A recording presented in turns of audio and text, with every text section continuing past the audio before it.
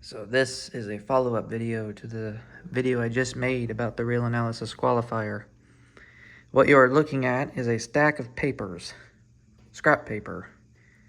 And this includes all of the study guide material that I've accumulated in the past, we'll say, year and a half of stuff worth looking at. Although I wrote a lot of this stuff like in the past few weeks, so I thought I would show you what kind of journey I've been on. Oh, this is a big thick stack of paper of how I just prepared for this exam. So at the top here, we have some theorems. The first problem on the real analysis qualifier is always a theorem. So I wanted to make sure that I knew exactly what kind of theorems I'm getting into. And there's a lot here. So what did I end up writing? I was just trying to cover all my bases. I'm not actually sure how many theorems I have. So let's see, the theorems are this stack here. So you can see it's a lot, and it's in the neighborhood of 90. So it looks like I stopped at 87.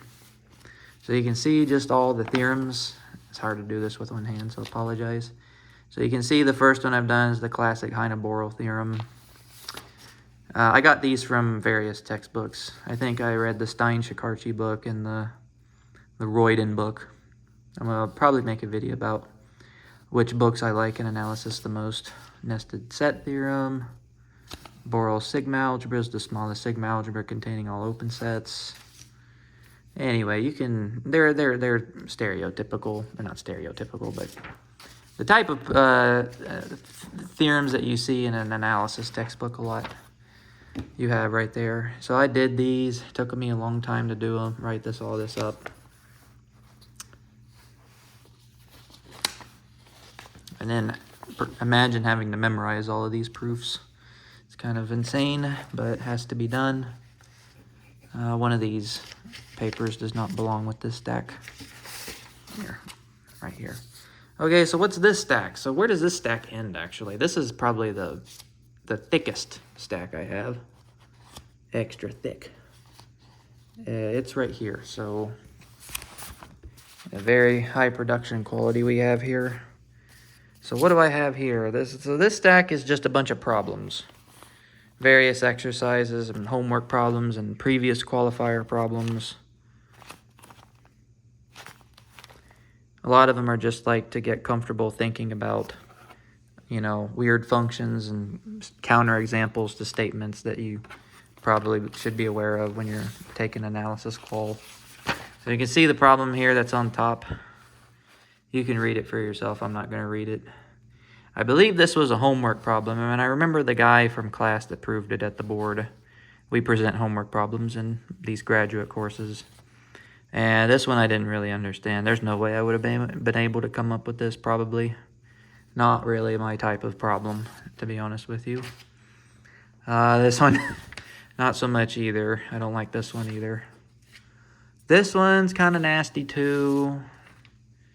This one I kind of like, but I still don't think I could have come up with it in 30 minutes if it was on a test. This was a qualifier problem, by the way.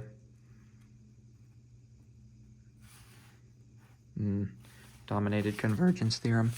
Dominated convergence theorem always seems to show up on these qualifiers. It's a very important theorem in analysis. This was a homework problem. This was a qualifier problem. And I like this one because I was actually able to do this 100% by myself. It was given to us as a homework problem after this qualifier the qualifier that this one showed up on. And it took me too long to come up with the answer, but I was still able to do it. Let's see if I can find my favorite problem. If it takes too long to find, I'll probably skip it and move on to the next one. I don't think it's too far down, but yeah, so these problems are not trivial, by the way. This one's easy. I like this one. I love the easy problems. Oh, this one was the easiest one. Show that the irrationals are not an F sigma set. That was an actual qualifier. I think it's actually an old one now that I'm thinking about it. Like, I was going through these the other days, and I came to it pretty early on when I was studying, and I was pretty happy. I picked it up. I chose it by random. I had this method for studying where I just picked 10 of these at random, and I practiced those 10 as though I was doing an actual qualifier, just to get comfortable doing 10 problems off the spot. Why am I not able to find my problem? I say my problem because it's my favorite in the stack. Okay, this is taking too long.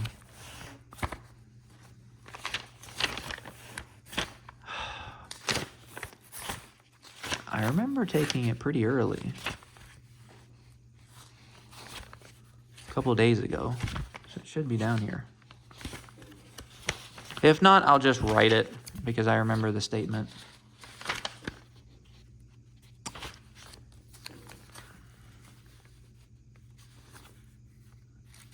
No, that's not it.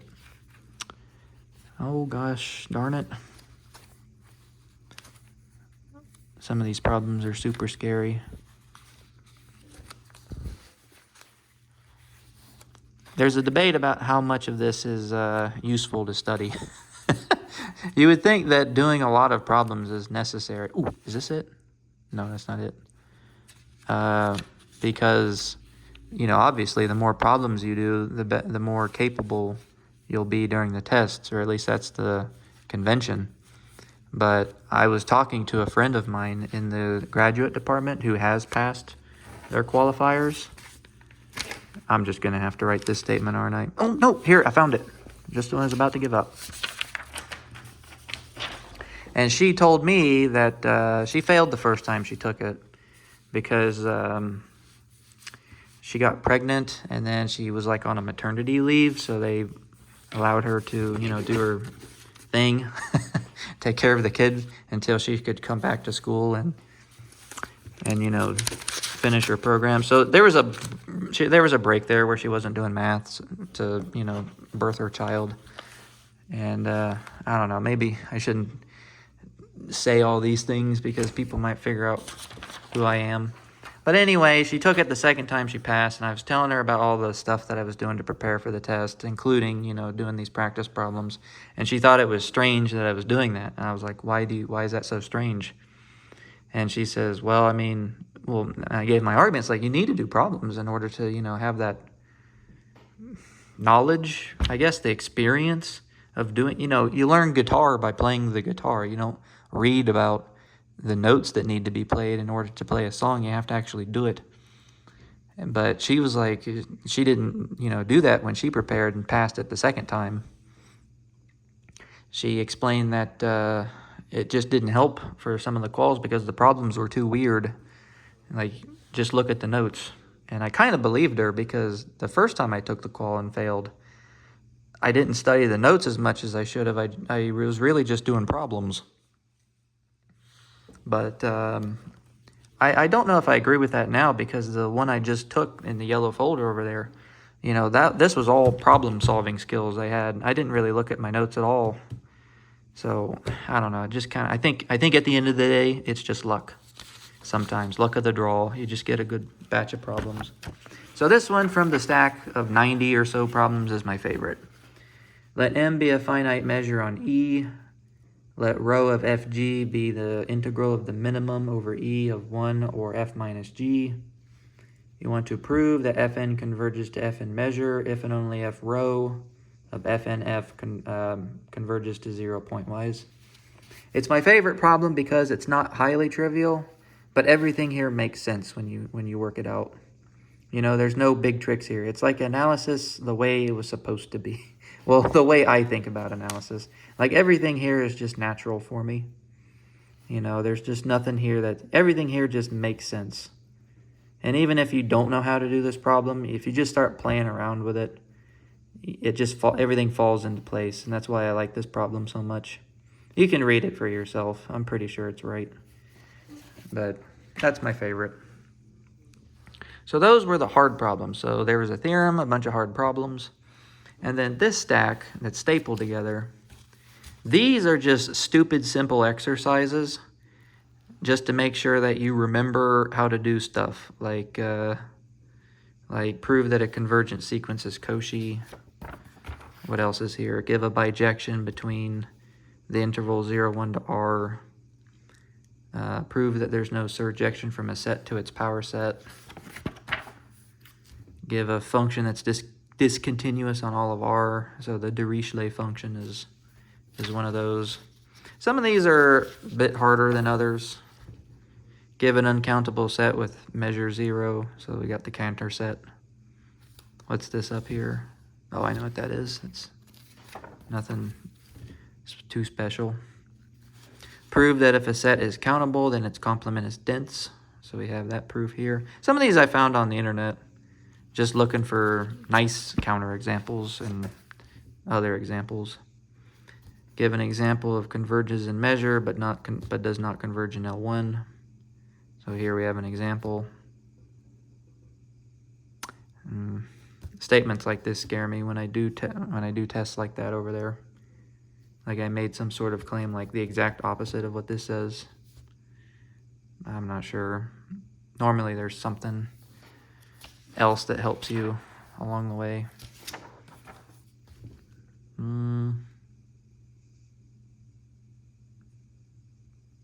Fatou's lemma. Anyway, so that's just a bunch of simple, stupid exercises. Don't forget the basics. And then we have two folders here, or not folders, but two big old thick stacks of calculus problems. This is all Calc 2. This is all Calc 3. I noticed that the guy that writes my test tends to put at least one calculus problem on there, even though it's a measure theory class. Why is there calculus on there? You could say, oh, you're supposed to know calculus anyway.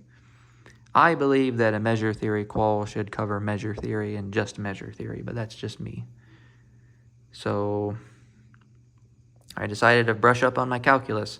So there's about 90 calculus problems here. How many? 79, but that's not the end. About 90. It's almost 100. And then for Calc 3, there's a crap ton of problems here. It is kind of amazing just how easy calculus becomes when you study the math that I study. You can see that this is all scrap paper. So yeah, 100 Calc 3, 100 Calc 2, 100 Calc 3, and then a bunch of other examples just to not forget the basics, because the basics are what kills you. You end up making a really dumb statement that'll cost you big on the test. And this is just for the real analysis portion. This doesn't include the complex analysis portion. Now, complex analysis is a lot easier to study for because they tell you what kinds of problems they're going to ask on the test, so you know what to study. But for the real analysis test, they don't tell you what those 4 other problems are, so you're kind of shot in the dark about what to study. So you just got to study everything and just hope that you get good luck of the draw, that you studied the problems, the type of problems that they ask you. That's usually how it goes. And I guess I'll show you this. The night before I took the test, which is yesterday, I made a list of things to remember, some tricks that I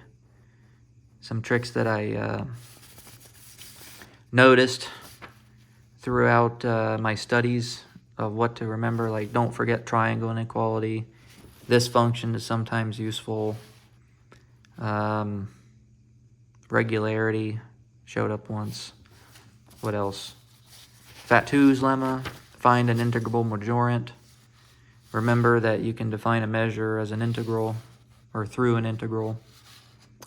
If your sequence of fn's are weird, then maybe you can talk about sup fk and inf fk. Maybe you can learn more about them. And then the first line, try contradiction and contraposition. If a direct method doesn't work, just try somewhere else. So anyway, that's what I did, and this was my studying guide. And I'm probably not, this test that I've taken doesn't count. It's just a practice test, but I took it like it was the real deal, and it was a legit test that was given in January. So we'll see how much of this studying was worthwhile, or if I just wasted my time. I didn't waste my time. I learned a lot.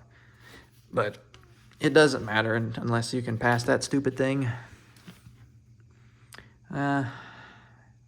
What else can I say? I guess the screen folder had a bunch of problems in it. I haven't really used the screen folder in a long time, but a lot of problems came from inside of it. Yeah, I don't look at this problem. I'm pretty sure it's wrong. What is this? Oh, I remember that. Very short proof there. That was a homework problem. These were all homework problems. Some of these were, but some of the homework problems were old qual problems. There was one of the homework problems I did. This one's on Stack Exchange, if you know where to find it. Some problems are longer than others. There was this one problem, that homework problem he gave us that had no solution to it. He gave us a homework problem that he didn't know the answer to. And here's the close but no cigar answer. And you can see it's just a mess. Look how long it is. I think it's an open problem. And I found something on the internet that was close to what he was looking for, but it doesn't work.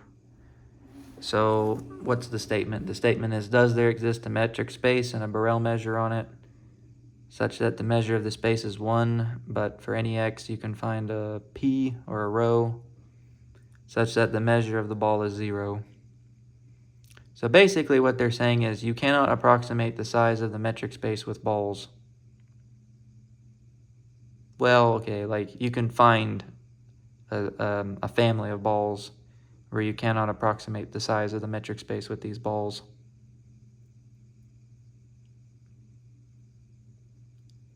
And I found this solution on the internet. I'm not claiming that I came up with it. I found this in a paper on the internet. That's why it's so long. I basically rewrote the whole paper here. He told me in class that this was the hardest homework problem he ever gave us, which I was a bit surprised by, because the statement's pretty simple, you know. And I worked hard at this problem, couldn't get anywhere, broke down, decided to look it up on the internet. And it's not the solution, by the way, because he was asking for a probability measure. And as you can see here, it's a sign measure from the first sentence here. It's not a probability measure. But anyway, kind of neat. Anyway, that's enough for one video, I guess. Thank you for watching. Wish me luck in my studies, and if you're a PhD student too, I wish you the best of luck as well. Hopefully your tests are easier than mine. Thank you.